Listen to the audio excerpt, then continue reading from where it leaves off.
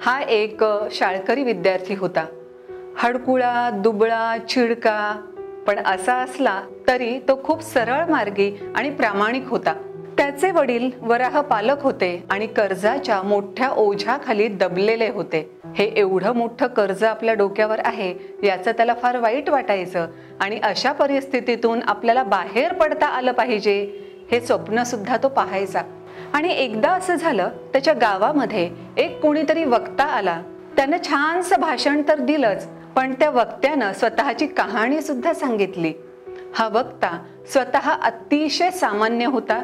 एका शेतकऱ्याचा तो मुलगा होता आणि भविष्याबद्दल कोणतंही उज्ज्वल असं त्याला काहीही दिसत नव्हतं। पण त्यानं स्वतःच वक्तृत्व कला विकसित केली होती आणि ह्या वक्तृत्वाच्या जोरावर आज तो सर्वत्र एक खूप चांगला वक्ता, मान्यवर व्यक्ती म्हणून प्रसिद्धीला आलेला होता। या वक्त्याचा अक्षरशः शब्द न शब्द डेलनं आपल्या कानात साठवला होता आणि त्याला तर खूप छान कल्पना सुचली की अरे, आपणही अशा पद्धतीची आपली वक्तृत्व शैली जर विकसित केली तर आपणही या कर्जातूनही बाहेर पडू शकतो आणि एक मान्यवर व्यक्ती सुद्धा बनू शकतो। म्हणून या शाळकरी डेलनं जी कोणती स्पर्धा येईल, ज्यामध्ये स्टेजवर जाऊन बोलण्याची संधी असेल, त्या प्रत्येक स्पर्धेमध्ये स्वतःचं नाव नोंदवायला सुरुवात केली। पण तुम्हाला काय वाटतं, त्याला स्पर्धेमध्ये यश मिळालं असेल? अजिबात नाही। कित्येक स्पर्धांमध्ये तो अपयशी ठरत होता। प्रत्येक वेळी अपयशच त्याच्या वाट्याला येत होतं, पण तरीही हा हार मानणाऱ्यांपैकी नव्हता।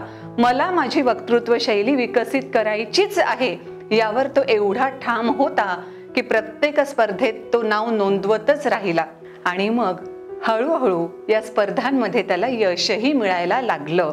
एकदा तर अशी सिच्युएशन आली की त्याला खूप चांगल्या पद्धतीचा अत्यंत उत्कृष्ट वक्ता म्हणून लोक ओळखायला लागले आणि त्याही पुढे जाऊन आता लोक त्याच्याकडे येऊ लागले, अनेक विद्यार्थी त्याच्याकडे जाऊ लागले, आम्हालाही अशा रीतीनं स्टेजवर कसं बोलायचं हे शिकवा म्हणून।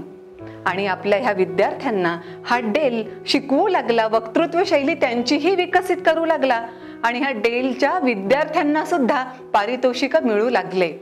एवढंच कशाला, या डेलनं पब्लिक स्पीकिंग कंपनी सुद्धा सुरू केली आणि मोठमोठ्या मान्यवर व्यक्तींनाही या पब्लिक स्पीकिंगचे धडे द्यायला त्यांनी सुरुवात केली।